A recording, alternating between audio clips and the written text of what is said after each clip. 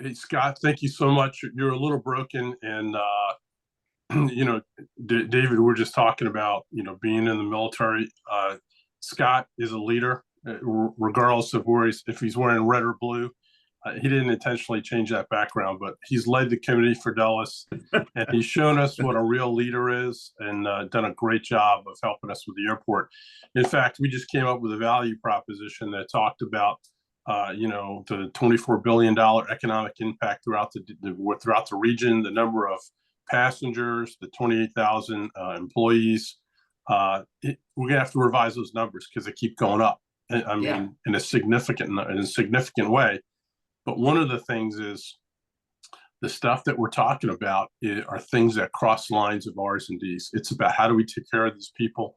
What are we worried about housing? How do we get them to work and transportation? How do we, the good economy really comes down to some of the issues that you've been a leader on since 2018 when you first got elected.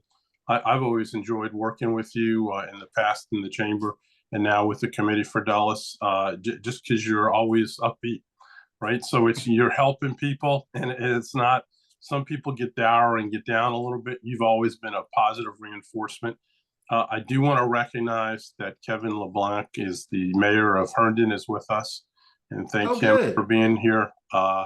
And lots of issues. So we have some great folks on the call. Some others may join us, but really for us, it's a chance to get to know our elected officials. In particular, last year you were vice chair for transportation, which is a key, for what we're doing out at the airport. We all have businesses and not-for-profits that are worried about where we're headed. So it's a little bit of a chance for us to hear from you. What are your hot buttons? What are you seeing in the future? And just thank you so much for joining us today. Well, thank you, John. It's great to be here, and I'm going to just give a little bit of background about myself and where I am. So, as you pointed out, I was first elected in 2017, so I started in 2018. I currently represent House District 28, which is kind of the central portion of Eastern Loudoun County. That's really kind of a mouthful because after redistricting, the district kind of shrunk a little bit in geographic size because Eastern Loudoun County had grown so much.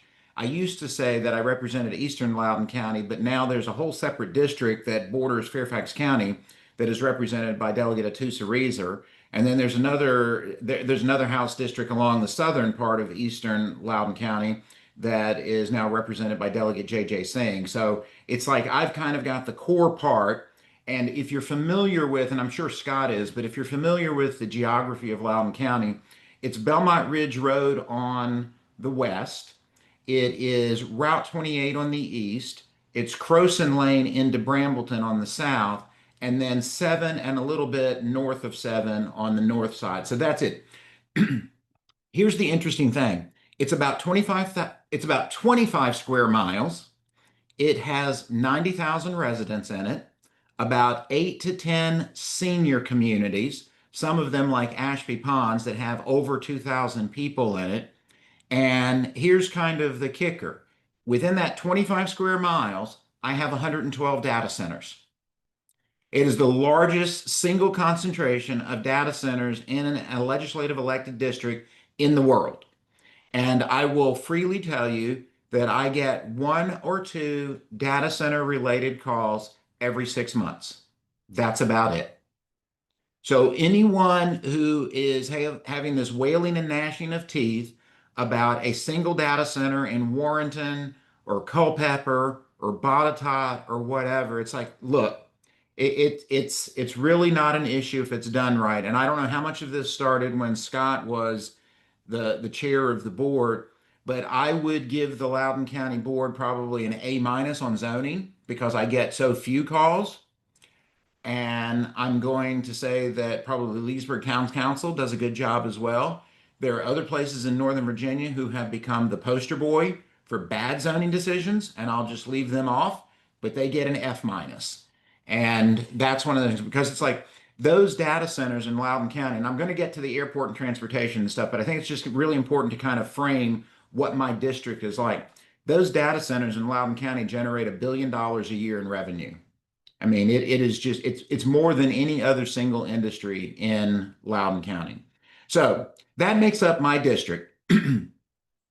As John had said, I currently serve as the Vice Chairman of Transportation. I've been on the Transportation Committee now for 8 sessions and was fleeted up to become the Vice Chair in the 2024 session. So I've now done it for 2 sessions.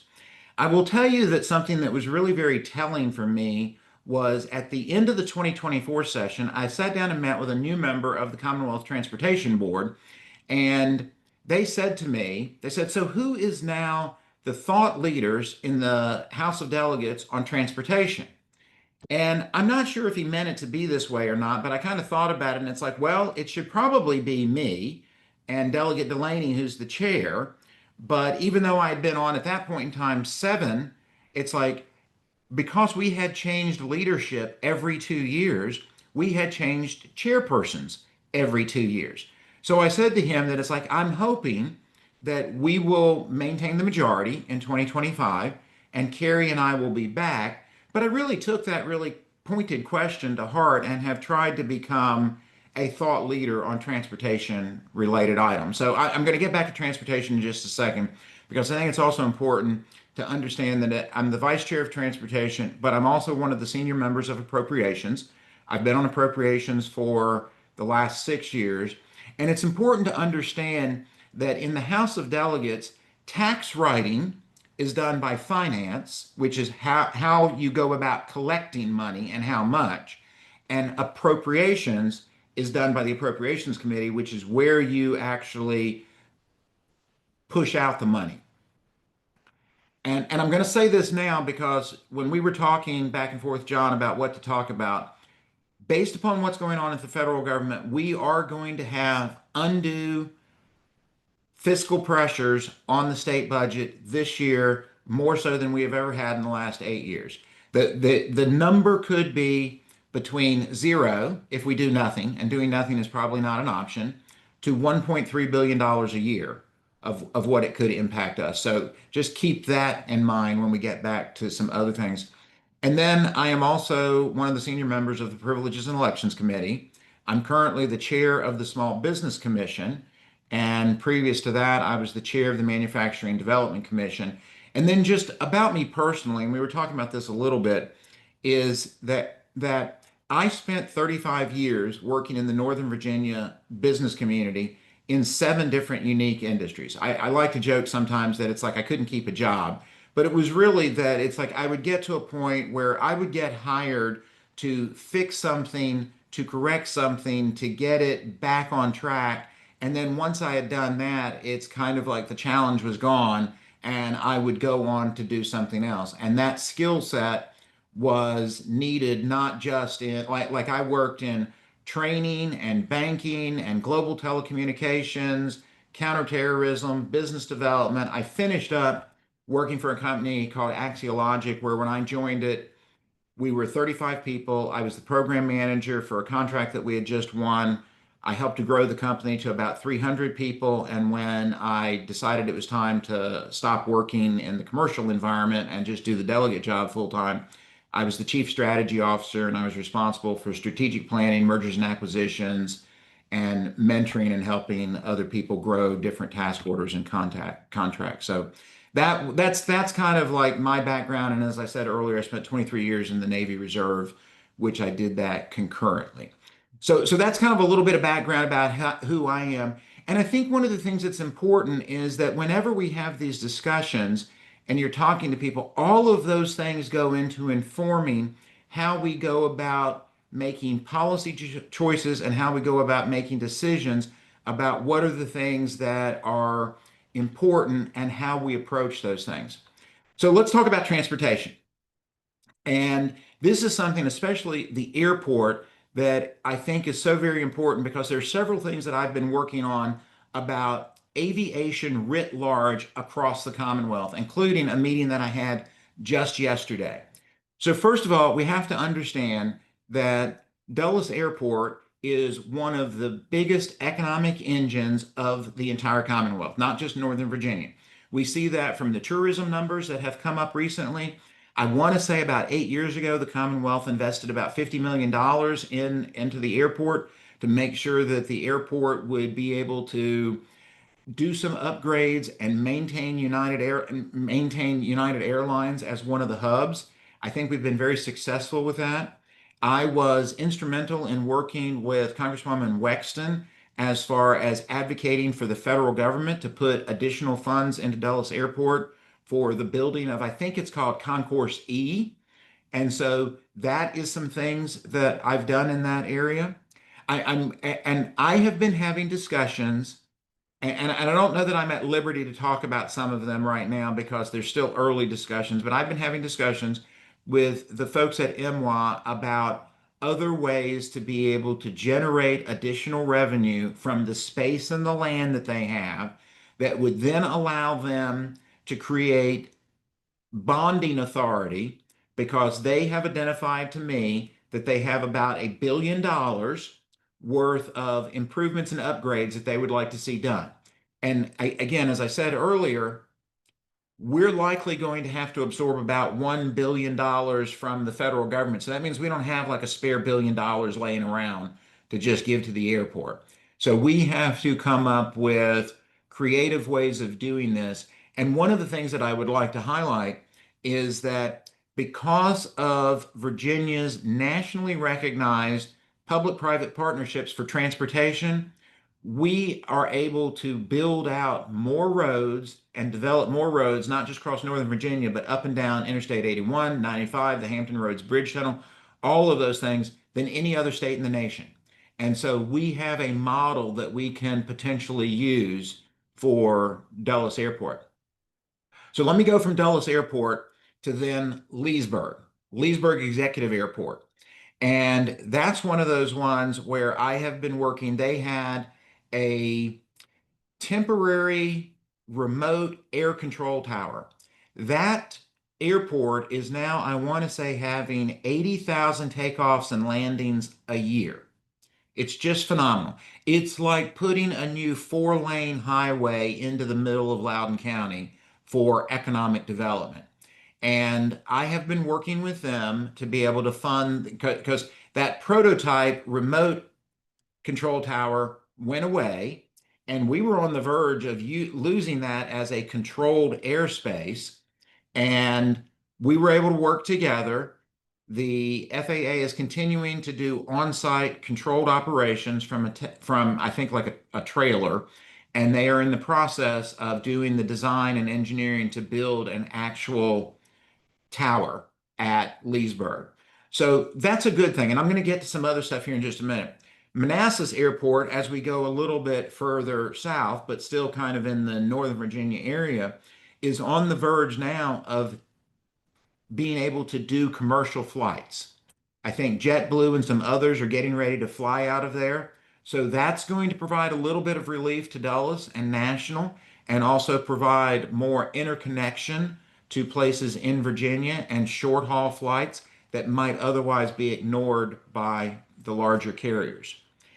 And then there is the advent of advanced air mobility. So if you're not familiar with that, that is the short range, usually 90 to 150 miles, electric powered, short or vertical takeoff and landing, with the intent that at some point in time you would be able to use advanced air mobility like Uber. And one of the things that I'm working on as far as a piece of legislation for this coming session is how do we replicate what they did in Miami to be able to create a memorandum of understanding with an airport, begin a prototyping of using a single airport as a hub for short haul flights or maybe connectors. And right now, no offense to Leesburg, no offense to Manassas, but right now it looks like we're probably going to be targeting Danville, all the way at the other end of the state. But the reason for that is down at Averett University, they have an aeronautical engineering program. They have 12 planes. The state has already invested in the hangar. They are the only place in the Commonwealth that has a 4-year degree program in aviation flight training. And then down near, and Danville also has a drone maintenance and drone flight school at Danville Community College. So this is one of those things where it's like I talk to people about the fact that it's like first and foremost, my responsibility is to represent the constituents of House District 28, but both as the vice chairman of transportation and as a state delegate, I have responsibility for things that are across the entire Commonwealth and not just here in Northern Virginia. So that kind of runs the full gamut of some airports, some advanced air mobility, some drone items. The last thing that I'll talk about from a transportation, especially from the airspace, is we want to be able to work to be able to tie all of that together because, again, the state has made significant investments in Wallops Island because Virginia is one of only 5 states in the nation with vertical launch capability for access to space.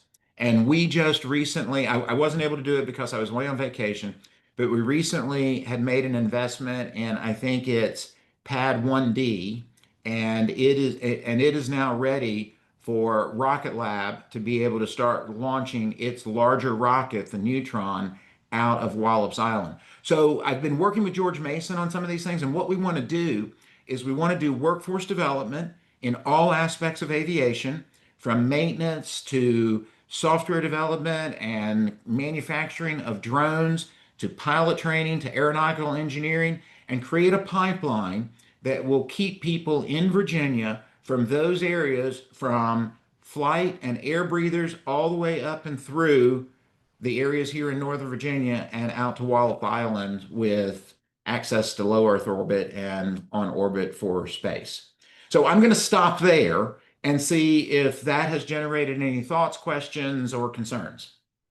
Wow. You know what? I'm sitting here kicking myself because, we should have you at least every year. And because of that expertise. And you're right. I mean, you've done all this stuff on transportation. I mean, and for somebody to ask who the leader is, because the chairs keep changing, and that expertise is not just because you have the gavel, doesn't Yeah. mean you've got that ton of experience. So yeah, that's really exciting. I thought you were going to talk a little bit more about roads going in and out, transportation, but again, to your credit, being able to talk about the entire Commonwealth. You're not just from Loudon. You're not just worried about. I know certainly you are, but you have a responsibility as the leader, as the chair or vice chair, to think about it. Being a political guy from the lobbying and growing up in New York, you got a horse trade with something, and you've got Yeah. something now too that you have a flexibility. If you're helping people in Danville when you need help in a vote for things that can impact your area, that's pretty powerful as well. I've got a Well, ton of John, I will say that it's like because I mean, we could talk about rail if you wanted to, because we've done a lot to expand rail. We could talk about roads. We could talk about ferries and dredging the port and access. I mean, there's so much. This is one of those things where it's like I'm so grateful again for y'all to do this and to have me here, because one of the things is oftentimes so frustrating is that when some local organization will have a forum and they have regional elected leaders and they're going to talk about transportation. Most of those folks are folks who are and no offense to the folks that are from Herndon or formerly from Loudoun County, but they all know we're a Dillon rule state. You don't do anything in your locality without the approval or granting that authority by the General Assembly.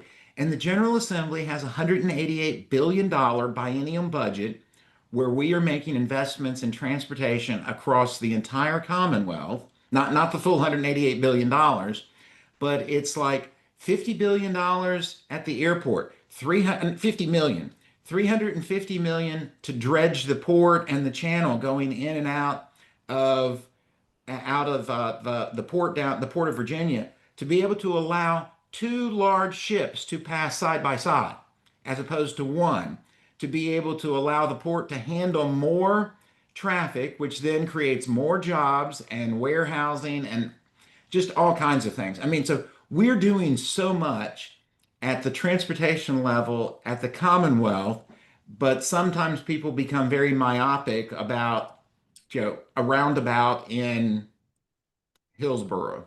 Yeah. I'm just picking. No, you know what? I'm glad you brought that up because I know you didn't cheat and look at any of our past videos because I jump up and down. I went back when I started this, and Scott asked me, "Hey, you know all those things I did to help you out when you ran the chamber?" I go, "Yeah." He goes, "I need your help." And I was like, "Uh-oh, what do you need?"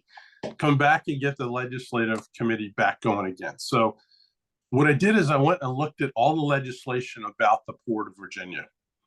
It's wonderful, and it needs to be. I mean, you think about, and certainly with your Navy background, as an Air Force guy, we always get attention because we get a big C-17 or some big airplane. That's nothing in comparison to what we move at sea, right? Right. So that seaport is so valuable, and as we do that transportation network from rail and road to get out, that's why it's important to worry about what's happening at 81 and 95, what rail is. It matters to the airport as well. BDP is helping us think about, and I know you're familiar with it, the cargo initiative and what we Yeah. can do to increase cargo. But where I'd like to see some attention is some parity in what we've done as a Commonwealth for the Port of Virginia and recognize there's another port. It's called an airport at Dulles. And just helping the employers to think about they used to do a lot of tax credits. I know that's not a common thing. You're doing grants, but start thinking and working about it and get more folks to be energized about how we can help, because every dollar invested in Dulles turns around with a lot more going out and how we help. So I think looking at that Virginia port might be something for the delegates to think about how to be creative about the airport. So John, one of the things that I'm going to challenge you to do, and this is something that, again, I've been in for 8 years. I will freely admit I didn't know what I didn't know in the first 2 years, okay? But after that, it's like I'd like to think that I'm a quick learner. And then being able to apply the lessons learned from both in the military and in the corporate environment, I started coming back and having discussions with the Loudon Chamber, the Board of Supervisors, the school board, anybody who was willing to listen to me. And it's like, as soon as session is done, we need to then, and as soon as session and the budget is done, we need to be doing an after action review. We need to be able to discuss what went well, what went wrong, and we need to start planning then for the next session. And it's like the school board has listened to me, the chamber has listened to me. I'm having monthly meetings with the chamber right now to discuss workforce development, childcare, economic development, energy. And out of that, we will probably come up with 2 or 3 bills that either me or other members of the Loudon delegation will carry that we will have been working on with the chamber for the better part of 6 or 9 months. The Board of Supervisors, I'm having individual discussions with them, but unfortunately, they still wait and have a legislative dinner with us in December. And by then, all the bills have to be submitted at the end of November. So it's like, I can only do so much. But it's like, I would challenge you. Now is the time. I mean, we're starting to get it. I mean, it's now September. I mean, the election's going to occur in November and the bills are going to be due at the end of November. But I would challenge you and your organization to be able to say, what do we need to have done? And you don't have to be attorneys, you don't have to be legislators. I have a format that I can send to you, which basically says, what's the summary? Here's like the 1 sentence pitch. Here is what's your legislative intent, like a paragraph. Here's a section on background. I'm talking about this is 2 pages or less. And then what are your legislative parameters? What are the things that you want to try to achieve? And the things that I always challenge people to do is when you're looking at that, all of us are good, upstanding citizens, but we have to think through how someone will abuse or misuse the legislation we're doing. So therefore, I ask people to think through, it's like, okay, if we do all of this, how will someone turn it into something bad? And ask you to think through that process. You send me that, we have some dialogue back and forth, and then we submit it to DLS and they draft it, and then we get black and white, hard copy in the code back to us that we can look at and go, is this doing what I want it to do or is it not? Now, if you're just talking about budget amendments, we have a different time scale because the governor will unveil his budget in mid-December. We then have until the 21st of January. It's the end of the first week of session. So we go into session on the 14th.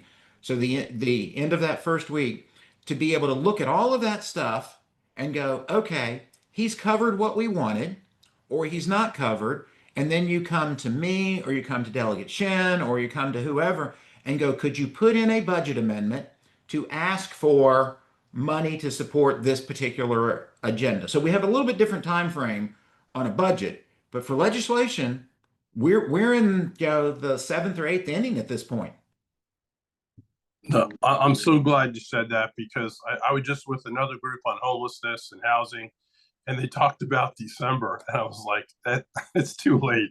Because I know I've talked to a couple other delegates. I just met Delegate Delaney for coffee, and she's more than halfway full. I mean, she's filling up her options, and I know there's still, you got elections and everything else coming up, but you got to be laying them out. So we need to do a better job of priority. We also need to get you an airplane to put it on your bookshelf so you can remind you at Della Service. There you go. There you go. Yeah. Well, and I will tell you, John, it's so I started submitting legislation to DLS on July the 2nd. Wow. And the reason why is that everything that we do in the General Assembly, the laws that are passed, the governor then signs them, they all take effect on July the 1st of every year unless there is an emergency clause, and that has to take effect immediately. But what then happens is the code gets updated on July the 1st, which then means when you submit things to DLS, they're operating from the existing live code. You can submit things earlier, but they're just going to hold them and say, once the code updates, we'll do it. So it's like I have already submitted 20 pieces of legislation to them for drafting, and I would have to say maybe at least a half a dozen to eight are ideas or concepts that came out of the JLARC report as it related to data centers. Because as I started this conversation, I have the largest concentration of data centers in the world. So it's incumbent upon me to be a leader in how we are addressing data centers as we go forward, because it generates tax revenue, payroll revenue for my district, for Loudoun County, and it can't be ignored. No, that's But that awesome. but that doesn't mean that I don't have space for other things. And let's see here. And so it doesn't mean that we don't have space for other things. And just because I'm having all of those drafted doesn't mean that I'm going to introduce them all, because once we get them back and we see them in black and white, it's like, that's not the best use of my time. Yeah, that's awesome. I want to give some time to Yes, folks. sorry. Peter, over Yeah, to something I think about a lot with data centers specifically, since we're on that subject, is the lifespan of these buildings and how uh, the future planning of data centers looks. And I wonder, um, if that can be part of the conversation. I don't know. It's a relatively, the cloud, we're all like new to the cloud within the last decade or more, maybe. But let's say data shrinks in the future as it has been doing over time, the size that's needed to store data. And maybe we develop some technology that, shrinks it faster than our demand has grown the physical capacity. Um, or let's just say that some of these old concrete buildings just start to get old and crumble or something like that. But how does the future of those sites look? And, does a data center last 30 years, 20 years? Do you have any sort of thoughts about the long terms? So yeah, Peter, good questions. So first of all, I think it's really important to remember that there are, I mean, the JLARC report says that the localities have 90 to 95% of the tools that they need right now to be able to effectively manage data center growth, because the localities are responsible for zoning. And I have lived here in this single house for 25 years, so I have seen the data centers grow up in and around eastern Loudoun County. They started out And this was, again, because people didn't know what they didn't know. They started out very much looking like very boring beige warehouses. Okay, that was it. And there's many people who still believe that that's the norm. But through the process of design standards that the Loudoun Board of Supervisors has done over the years, you now find that you can drive through my district and you can see data centers that have a facade on them that looks like that they're office buildings. I mean, they look really nice. Places Yeah. that used to be the kind of the old beige buildings now have been repainted. They have signs on them. They have accent lighting. They have trees. They have shrubs. They have water treatments around them. I mean, decorative type of things. So they really are very appealing. And it's like if you think about the fact that most of these areas were originally zoned for light industrial, which would have been the very generic one-story light industrial flex space, or something that would have been, no offense to anybody, nail salon, hair salon,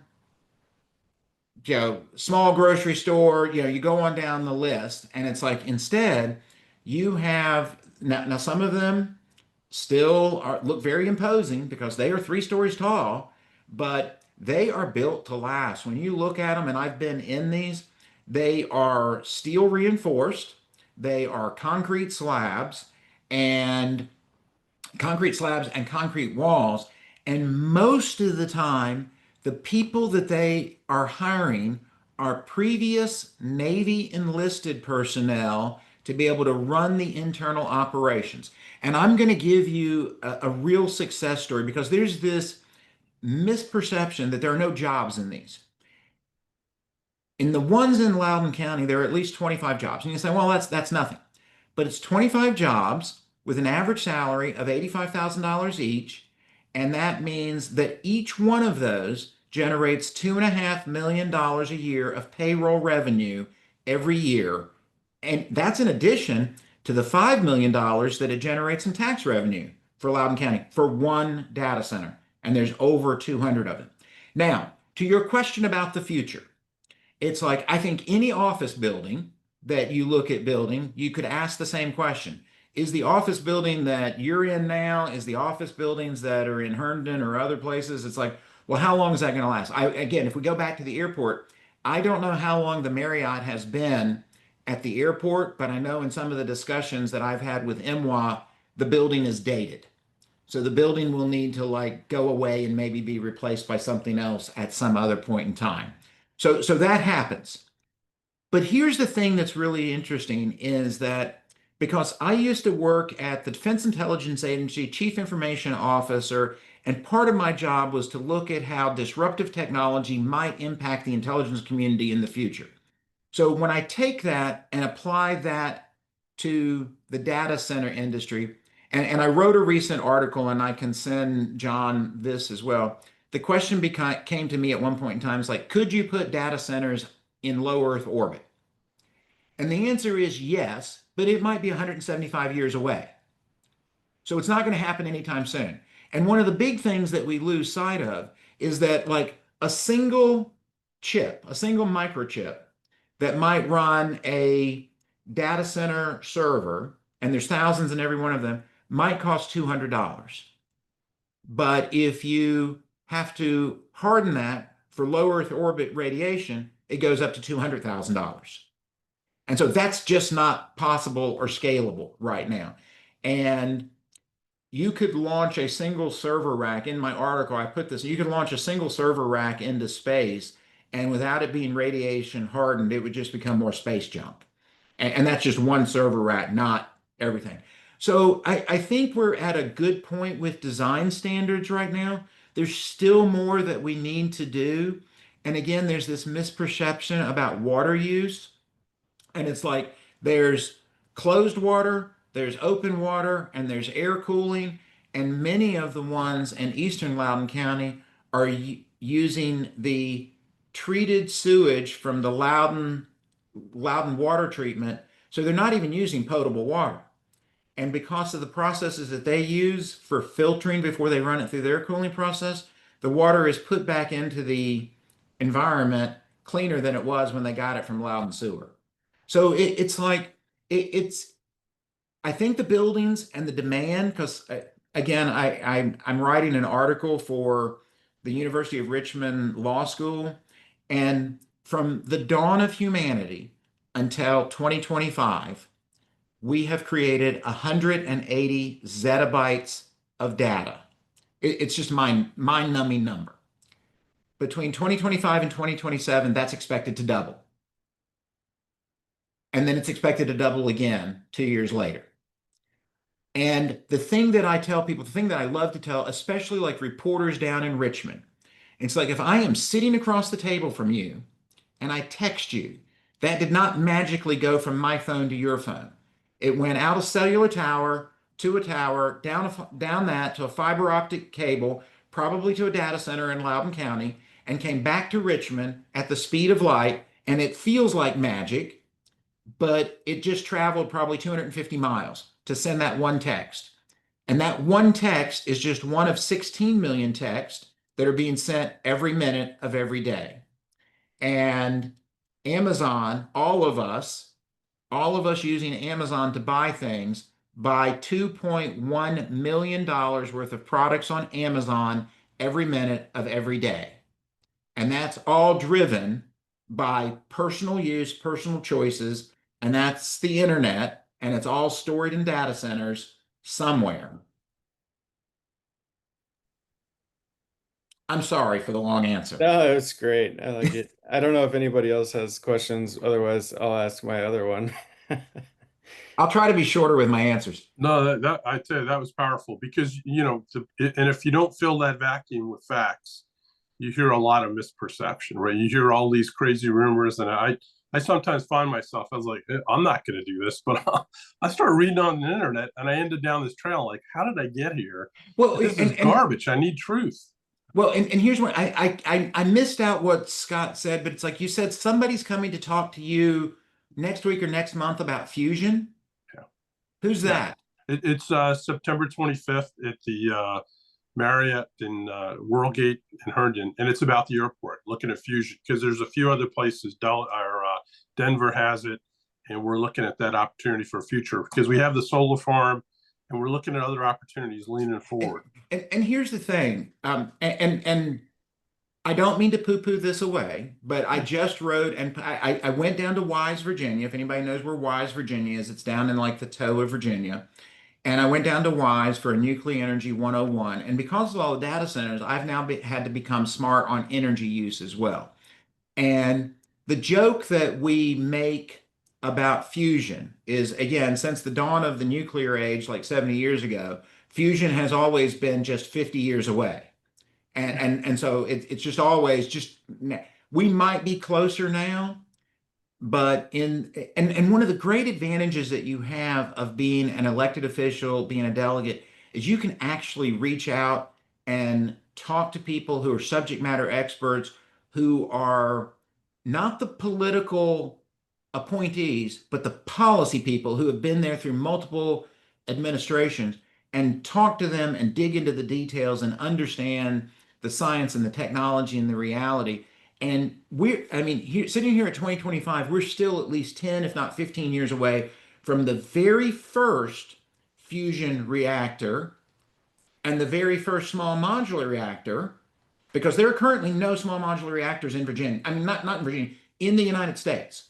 There are 0 working, commercially available small modular reactors, because you can't count the ones on the Navy ships, because those use highly enriched uranium, which is like just short of being weapons grade. So that's not being put out into the commercial space. I asked that question of Navy nuke, but it's like there are no functional fusion or small modular reactors in the United States today. And so they're at least 10, if not 15 years away. The Navy is a great model, but it's not the same. And you think you got complaints from constituents about a couple of noise complaints. Wait till they start getting misperception about what actually happens with fusion and what could be in the area. Oh, so that's another whole thing. I had that discussion with Mike Turner, Supervisor Mike Turner. Mike Turner was like all interested. I mean, people were having issues about high voltage power lines going down Route 7. And they want to be able to underground them. Undergrounding those types of lines, we're talking about 500 or 765 kilovolt lines, is $100 million per mile.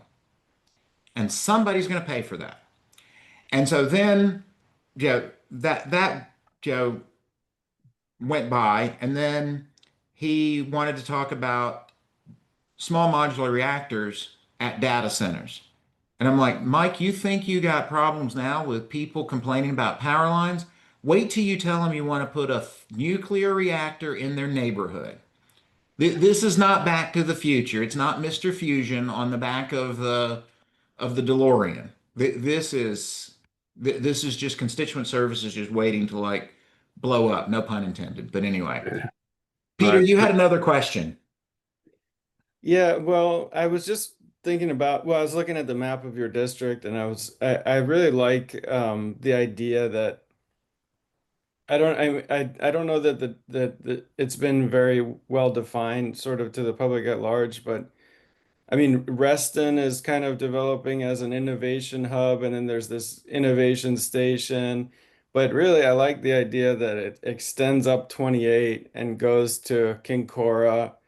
And, so basically from the river to the airport, somewhere around there would be that innovation hub or innovation district. And I just wondered, with the George Washington University campus up there, and what other kind of core tenants and businesses do you think might still fill in?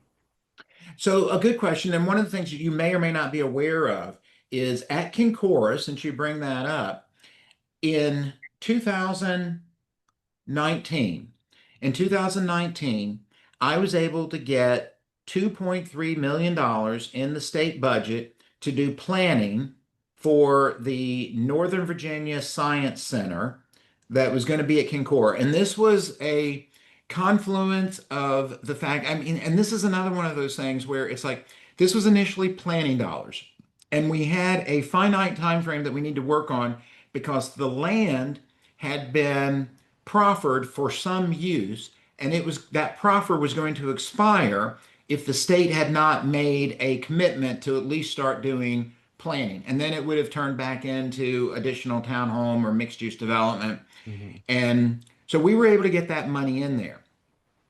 That has now, I have now, over the last 7 years since then, shepherded that into a $75 million investment in building the Northern Virginia Science Center in Kincora, which is in my district. It's the single largest state investment ever in Loudoun County.